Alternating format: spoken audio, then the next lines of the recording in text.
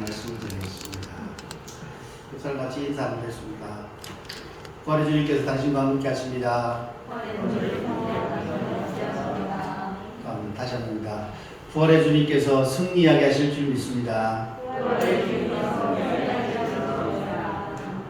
아멘. 할렐루야. 부활의 주님께서 우리 모든 믿음의 식구들에게 승리하게 하실 줄 믿습니다. 오늘 부활 후 주님께서 하신 말씀에 대한 말씀들을 이 시간 증거 가보자 합니다. 미국 동부에 가면 보스턴이라는 동네가 있습니다. 야구를 좋아하시는 분들은 옛날에 보면 이상훈이라는 투수가 이 보스턴 레드삭스에 가서 뛴 적이 있습니다. 우리나라 선수가 있는데요. 이 보스턴에는 대학들이 굉장히 많이 있어요. 대학들이요. 보스턴엔 우리가 잘 아는데 하버드대, MIT 공대, 뭐 등등 이래가지고 대학들이 제일 많이 있는 밀집해 있는 지역이 이 보스턴이라는 동네입니다. 보스턴 주입니다. 그래서 영국에서 퓨리탄들이 대서양을 건너왔습니다. 건너와서 제일 먼저 세운 것이 교회였습니다. 교회고요. 그리고 한 뒤에 학교를 세웠습니다. 병원을 세웠습니다. 그리고 자기 집을 지었습니다. 자, 그처럼 보스턴에 좋은 학교들, 왜냐하면 아이들을 양육하는 것 중요하기 때문에. 보스턴에 제일 그래도 우리 지금 뭐 세계에서 제일 명문대 하면 하버드대를 들 수가 있습니다. 근데 이 하버드대는 원래 신학교에서 출발했습니다. 제일 처음 9명의 학생들, 그리고 1명의 교사. 그래서 신학 목사를 만드는 학교였습니다. 그래서 미국의 좋은 학교들은 다 예일대, 프린스턴대 다 신학교에서 출발했습니다. 그래서 보니까 1938년 존 하버드가 젊은 나이에 세상을 떠나게 되었습니다. 그러면서요, 자기가 가지고 있는 책 400권, 그리고 자기의 재산 절반을 기증을 했습니다. 그렇게 만든 것이 하버드 대학교의 시초였습니다. 제가 보스턴에 갔습니다. 하버드를 가봤어요. 하버드에 가보는데 보면 존 하버드의 동상이 지금 그대로 있습니다. 있으면서 자, 그런데 보스턴에 코넬 신학교가 있습니다. 골든 코넬 신학교가 있는데요. 이 코넬 신학교가 세워진 동기가 있습니다. 러셀 코넬이 그 코넬 신학교를 세웠습니다. 그 이름을 코넬이라고 이렇게 했습니다. 이 코넬은 원래 군인이었습니다. 군대 지휘관이었습니다. 지휘관인데 전쟁 중에서 이 지휘봉을 잃어버렸습니다. 지휘관이 지휘봉을 잃어버리면 안 되잖아요. 지휘봉을 잃으니까 이 지휘봉을 찾아오라고 부하들에게 명했습니다. 근데 한 젊은 아이가 자기도 지휘봉을 찾겠다고 막 찾아다녔습니다. 찾다가 그만 적진으로 들어가게 되었습니다. 적진에 들어가서 이렇게 하다 보니까 지휘봉을 찾았어요. 지휘봉을 찾아가지고 적진 속에서 빠져나와서 이 코넬 지휘관에게 오다가 그만 총을 맞았습니다. 총상을 당했어요. 그러나 그 친구는 끝까지 지휘봉을 전달해야 된다. 우리 지휘관님에게. 그래서 그 지휘봉을 가서 전달했습니다. 그런데 왔는데 보니까 아이는 피도 sul렸습니다.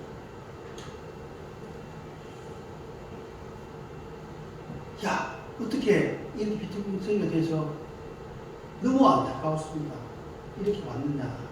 그때 그 아이가 지병을 코들에게 바치면서 이런 이야기 했습니다. 저는 죽음이 두렵지 않습니다. 왜냐하면 부활하신 주님을 믿기 때문에. 저는 죽음이 두렵지 않습니다. 왜? 부활하신 주님이 나와 함께 하시기 때문에 두렵지 않아서 그 길을 가서 그것을 찾아 이 말을 하고 결국은 그런 세상을 떠났습니다.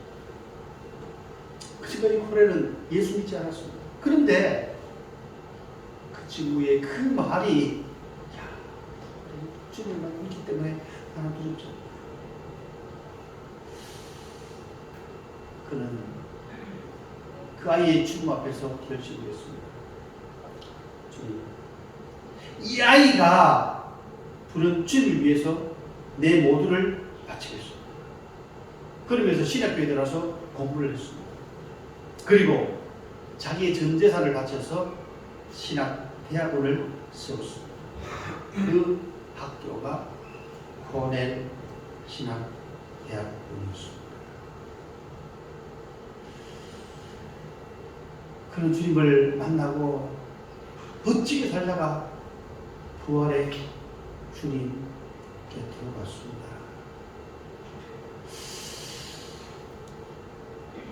주님께서 부활하신 부활절, 부활 후 첫 주일입니다. 부활 후 첫 주일. 주님께서 십자가에 달리시면서 하신 7마디가 있습니다. 그것을 가르쳐서 가상칠언이라는 거예요. 십자가 위에서 7마디를 하셨어요. 근데 오늘 성경 말씀은 예수님께서 십자가 지시고 난 뒤에 부활하시고 나서 승천하시기 전에 하신 말씀. 부활 후 40일 동안 주님께서 이 땅에 계셨습니다. 그때 하신 말씀입니다. 안식 후 첫날 저녁 때 제자들이 유대인들을 두려워했습니다. 왜냐하면 유대인들이 예수를 잡아 죽였을 뿐만 아니라 예수 믿는 사람들까지 잡아 죽이려고 합니다. 그래서 모인 곳에 문을 닫았습니다. 그런데 예수께서 오사 그들을 향해서 첫 마디가 너희에게 평강이 있을지어다. 우리 믿음의 성도들 마음속에 평강이 있기를 원합니다. 네. 오늘 제자들은 두려웠어요. 두려워서. 문을 왜 잠깁니까? 두려워서 잠그는 거예요.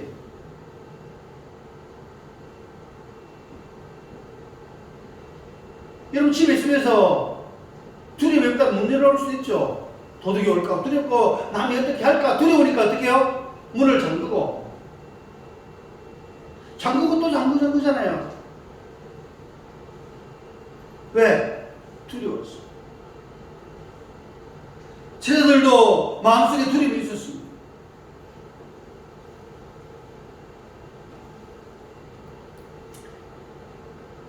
예수님을 십자가에 단 유대인들이 예수님의 제자들도 하나씩 죽이려고 했습니다. 바울은 바리새인 중에 바리새인이었습니다. 어떻게 했습니까? 다메섹에 예수 믿는 사람들이 있다. 그거 알고 그 공문을 받아가지고 가다가 가는 길에 예수님을 만나게 되었습니다. 무엇인가면 재판도 없어요. 그냥 가서 잡아 죽이는 거예요. 두려울 수밖에 없죠. 그런데 두려워하는 그들을 향해서 주님께서 하신 말씀은 첫째, 너에게 평강이 있을지어다. 우리나라 사람들은 어떻게 인사합니까? 안녕하세요 인사죠? 그전에 옛날에 어떻게 했습니까? 식사하셨습니까? 이것이 70년대 80년대 인사했습니다. 식사하셨어요. 요즘도 그냥 전화하면 그런데 야 밥 먹냐? 인사.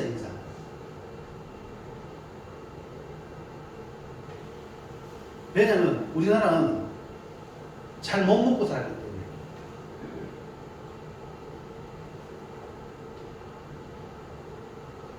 건국 이래로 보니까 우리나라 당국 이래로 보니까 지금 제일 잘 먹고 살아가는 것 같아요. 음식 걱정이 없을 때가 우리나라 역사 속에서 별로 많지 않았어요. 그래서 7, 40년이 사는 거예요. 영국 사람들은 굿모닝 인사합니다. 왜? 영국은 항상 날씨가 안 좋아요. 날씨가 안 좋으니까 어떻게? 좋은 햇살이 착 찌는 아침을 보면 굿모닝 정말 좋은 날씨다. 왜냐면 이 영국 신사들은 항상 이 우산을 쓰고 있잖아요. 왜? 수시로 비가 오고 날씨가 안 좋으니까. 그리고 우리 사람들은 보니까요, 햇빛 나면 어떻게 해요? 선크림 발라요. 이래 보면, 그런데 외국인들은 우뚝 부뚝 굴고 막 뛰어 다니고 막 그 햇빛에 이렇게 누워있는 것들 보시잖아요.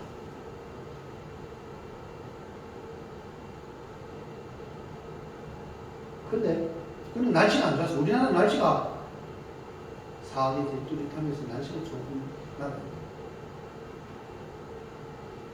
이스라엘은 샬롬 인사예요. 너에게 평강이 있느냐? 뭐냐면 전쟁이 제일 많이 나는 지역이 어디냐? 이스라엘. 지금도 보면 어떻게 해요? 중동 지역에는 계속 크고 작은 전쟁들이 늘 있어왔고 지금도 있어. 그래서 그들은 어떻게 해요? 두렵기 때문에 샬롬 인사하는 거예요. 세계 2차 된 뒤에 사람들이 물었습니다. 당신들에게 지금 가장 필요한 것은 무엇입니까? 첫째가 평화입니다. 평화. 전쟁 계속 있으니까 전쟁 끝나는 그날이 제일 좋은 날이라는 거예요. 우리나라도 한때 그런 때가 있습니다. 저도 제가 대학 다닐 때 보니까요, 매일 체류탄, 5월달이면 항상 체류탄이 계속 있었던 것 같아요. 너에게 평강이 있을지다. 평강. 톨스토이가 쓴 부활이라는 소설이 있습니다. 톨스토이가 이 부활을 쓰게 된 것들은 자기 친구로부터 들은 실화를 배경으로 썼습니다. 그 내용은 이렇습니다. 귀족 청년 네퓰 류도프는 가출자였습니다. 그런데 그는 나타샤라는 하녀를 미국에서 임신을 시켰습니다. 그리고 난 뒤에 그 여자를 버렸습니다. 그는 결국 그 집에서 쫓겨났습니다. 이후 이리저리 망하면서 혹독한 고생을 하게 되었습니다. 그러다가 그는 먹고 살기 위해서 창녀가 되어야 된다 하고 생각했습니다. 오늘 바람대로 창녀가 되었습니다. 그리고 난 뒤에 창녀에서 자기를 괴롭히는 남자를 살인을 하였습니다. 죽임을 하였습니다. 살인범으로 재판을 받습니다. 그런데 재판 정해졌는데 운명의 장면인지 그 귀족 청년이 네퓰 류도프가 그 재판에 재판관이었습니다. 기가 누르겠습니다. 한때 자신의 불장난으로 한 사람의 인생을 이렇게 망치는구나. 그래서 그런 양심의 가치가 이렇겠습니다. 그 여인을 돕게 되었습니다. 돕기 되었습니다. 그를 사형시키지 않고 시베리아로 유배를 보냈습니다. 그리고 그 유래 가는 그 길에 그로 함께 따라가게 되었습니다. 시베리아 가는 그 밤중에서 성경을 읽게 되었습니다. 성경을 읽기 시작했습니다. 성경을 읽다가 부활하신 주님을 만나게 되었습니다. 부활하신 주님을 만난 뒤에 그의 삶은 달라졌습니다. 내가 많은 사람들을 위해서, 다른 사람들을 위해서 헌신하는 그런 삶을 살았지. 그리고 죄의식에서 벗어나서 가장 평화스러운 마음을 가지고 있습니다. 이것이 톨스토이의 부활의 주인공입니다. 우리가 부활하신 주님께서 두려워하고 있는 우리를 향해서 첫 번째 하신 말씀은 너에게 평강이 있으리라. 우리가 교동문 하면서도 교독했듯이 요한 54장에 너희는 마음에 근심하지 말라. 하나님을 믿으리 또 나를 믿으라. 내 아버지 집에 갈 곳이 많도다. 이 땅에 우리가 집이 없을지라도 하나님 나라에 우리를 위한 많은 집들을 예비하고 계신 줄 믿습니다. 내 마음속에 근심 걱정이 가능할지라도 주님께서 우리의 모든 걱정 근심 다 물리쳐 주실 줄 믿습니다. 이때 세상 살면서 여러 가지 힘든 일들 많이 있잖아요. 내일 때문에, 1년 뒤 일 때문에, 일주일 뒤 일 때문에 걱정 근심하는 것들, 주님께서 걱정 근심 다 물리치시고 참된 평화를 우리 믿음의 성도들 가정에, 성도들에게 허락하여 주실 줄 믿습니다. 주님 안에서 참된 평화를 누릴 수 있기를 원합니다. 주님께서 첫 번째 하신 말씀은 평안이 있어요. 그러는데 두 번째 하신 말씀은 22절 말씀 읽으세요. 22절 시작.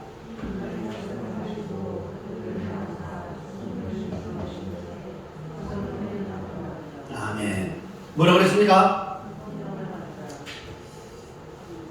따라합니다. 성령을 받으라. 다시 한번 더 성령 받자. 무엇인가 주님께서 두 번째 하신 말씀은 성령을 받으라는 거예요. 예수님께서 12제자를 선택했습니다. 12제자가 예수를 3년 동안 따라다녔어요. 그런데 성령 받기 전에는 예수님의 제자들이 큰 일들을 할 수가 없었습니다. 하지는 못했어요. 예수님께서 병자를 고쳤다는 소문을 듣고 많은 사람들이 모여들었습니다. 그때 예수님께서 제자들에게 보이지라고 얘기했습니다. 병자가 와서 이야기합니다. 제자들이 갔는데 능히 고치지 못하더이다.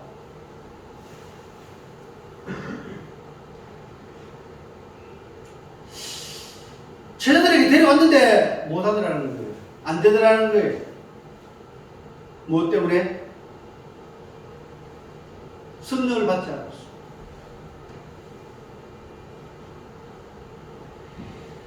사도행전 1장 8절에도 오직 성령이 너희에게 임하시면 너희가 권능을 받고 예루살렘과 온 유다와 사마리아 땅끝까지 내 증인이 되리라고 지금 말씀하셨어요.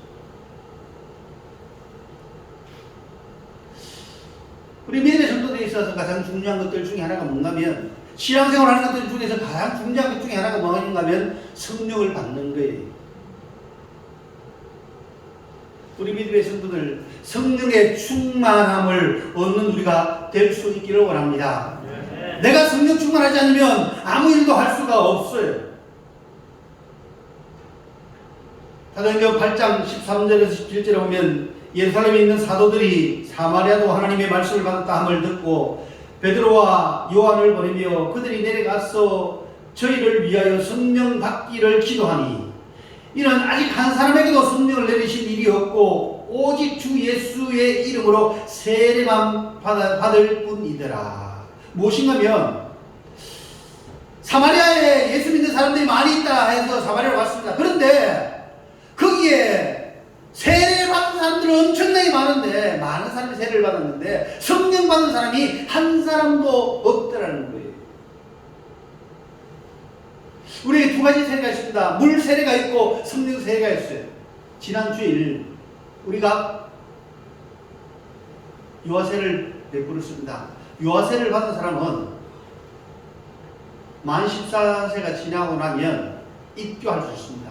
입교라는 것은 부모님의 신행 유아세례 때 제가 기도한 것도 마찬가지. 주 예수를 구주로 믿는 누구의 자녀에게 성부성자와 성령의 세례를 주느라 라고 이야기했습니다. 누군가는 부모의 신앙을 따라서 유아세례를 줬습니다. 14세가 되면 어떻게 하느냐? 이상이 되면 입교를 해요. 뭔가 본인이 신앙 고백을 해요. 입교의 본인이 신앙 고백을 해요. 내가 정말 예수를 믿습니다 라고 했을 때 입교의식이 끝나고 나면 세례를 받은 사람들은 성찬 예식, 성만찬 떡과 포도주를 들면서 함께 참여할 수 있습니다. 그리고 성인들은 6개월 뒤에 세례를 받습니다. 교회는 지키는 뒤. 세례를 받으면서 하나님, 내가 하나님의 자녀가 되었습니다. 이것이 물세례입니다. 수세례. 또 다른 세례가 있어요. 무슨 하면 성령 세례예요.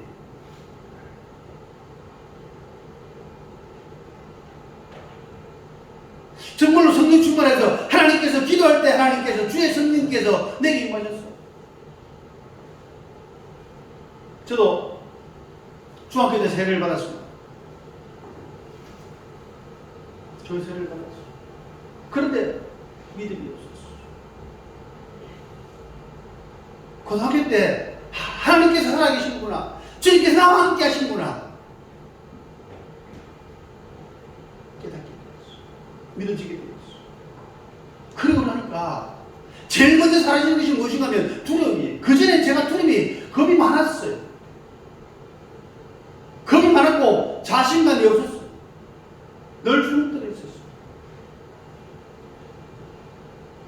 근데 하나님께서 나와 함께 하시는 그 하나님을 경험하고 체험하고 나니까 마음속에 있는 두려움이 사라지는 거예요. 우리 믿음의 식구들, 성령의 충만함을 얻기를 원합니다. 성령의 충만함을 얻을 때 마음속에 두려워하는 마음 없어요. 사라져요. 하나님께서 나와 함께 하시는데, 부활의 주님께서 나와 함께 하시는데, 여러분, 다윗 보세요. 나윗이. 그러나 그가 성령 충만하니까 어떻게 해요? 골리앗한테 담대히 나가잖아요. 힘이 있어서 아니에요. 덩치가 커서 아니에요. 무기가 좋아서 아니에요. 답은 성령 충만할 때 골리앗을 이기게 되는 줄 믿습니다. 성령 충만할 때. 베드로 마찬가지. 베드로 성령 충만하지 않을 때는 어떻게? 예수님께서 십자가에 달릴 때 자기는 나는 물고기 잡으러 가느라 하면서 그냥 갔어요.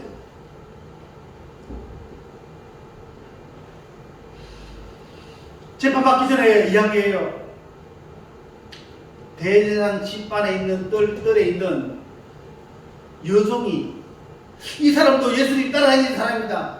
그때 베드로, 나는 그 사람을 모른다. 다 굴기 전에 3번이나 부인했어요. 그런데 성령 받고 난 뒤에 베드로는 완전히 달랐어요. 대제사장 앞에 서서 당당히 외쳤습니다. 내가 하나님 말씀 듣는 것과 너의 말을 듣는 것 어떤 게 맞는가? 너 스스로 판단해라. 대제사장 앞에서 당당했어요. 왜? 성령 충만하기 때문에. 우리 새 믿음의 식구들, 이런 성령의 충만함을 잊기를 원합니다. 주님께서 말씀하시면서 성령의 충만함을 받으라.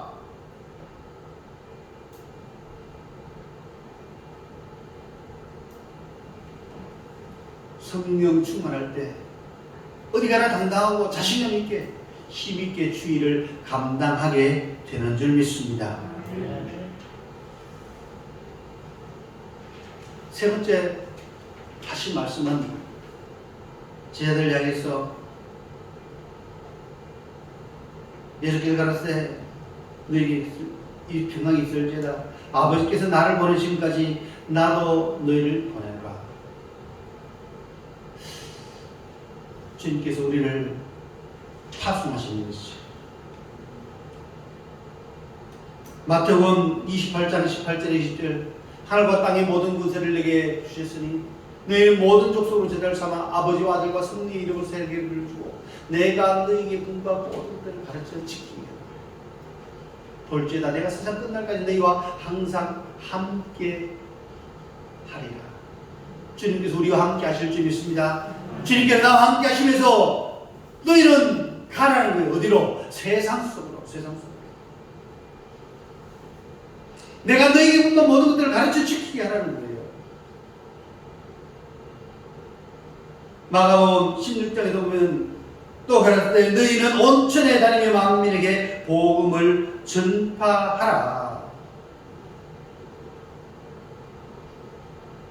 누가 들은 최후의 미국도 마찬가지예요. 오직 성령이 임하시면 너희가 권능을 받고 예루살렘과 유대와 사마리아 끝까지 땅 끝까지 내가 내 증인이 되리.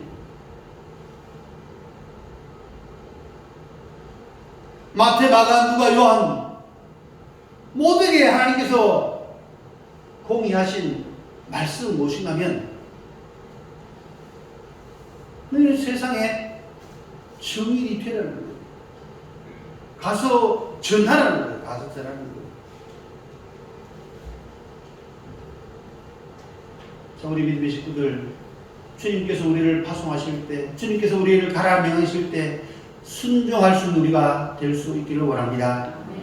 예수님께서 마태복음 10장 16절에 보라 내가 너희를 보내니 양을 이리 가운데 보낸 것 같도다. 그러므로 너희는 뱀같이 지혜롭고 비둘같이 순결하라.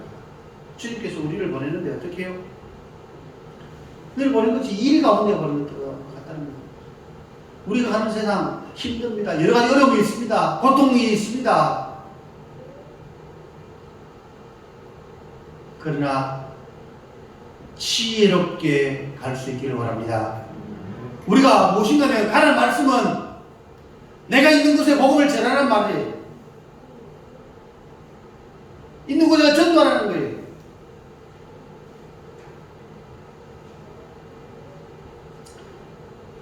세계인들이 제일 많이 마시는 음료수 1위가 코카콜라입니다. 2위가 커피입니다. 코카콜라 미국에서 만듭니다. 그런데 코카콜라 맛이 각 나라마다 조금씩 달라요. 중국에 가서 코카콜라 시켜보면 중국의 코카콜라를 보니까 탄산이 많이 빠져 있어요. 혹시 드셔보셨어요?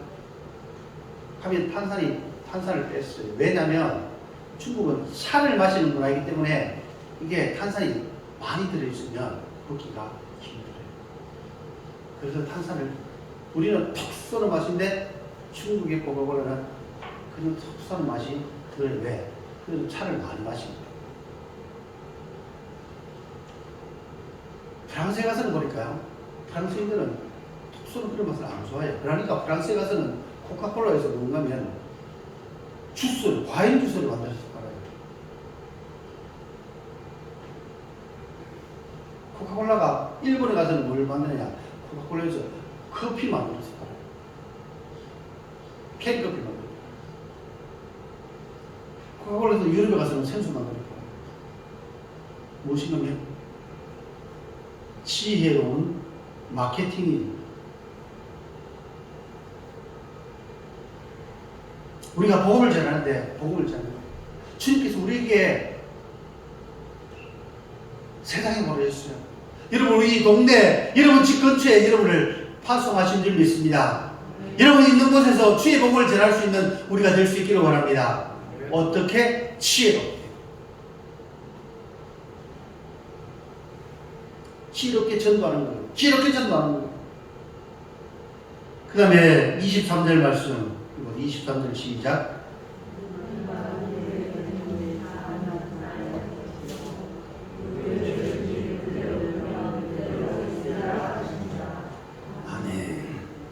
죄든지 사하면 사하질 것이다. 사하면 사하질 것이다. 죄 사함의 은혜를 우리에게 주셨습니다. 오늘 주님께서 우리에게 하신 4가지 말씀이 있습니다. 4가지 말씀. 주님께서 하신 말씀은 너에게 평안이 있습니다. 우리에게 평화를 말씀하셨고, 또한 두 번째로 성령 충만의 의지 우리가 일할 수 있습니다. 그리고 난 뒤에 주님께서는 우리를 가라 명하시면서 너희가 언제든지 사하면 사해질 것이다. 주님께서 말씀하셨습니다. 우리의 말씀을 기억하면서 주님께서 주시는 참된 평강, 성령 충만할 때 우리 마음속에 두려움들 사라집니다. 참된 평강이 주어집니다. 성령 충만한 모습으로 하나님 기뻐하신 일들을 잘 감당하며 복음을 증거할 수 있는 우리 믿음의 식구들 될 수 있기를 주님으로 축원합니다. 기도하겠습니다. 감사합니다. 하나님 부활하고 주님께서 하셨던 말씀들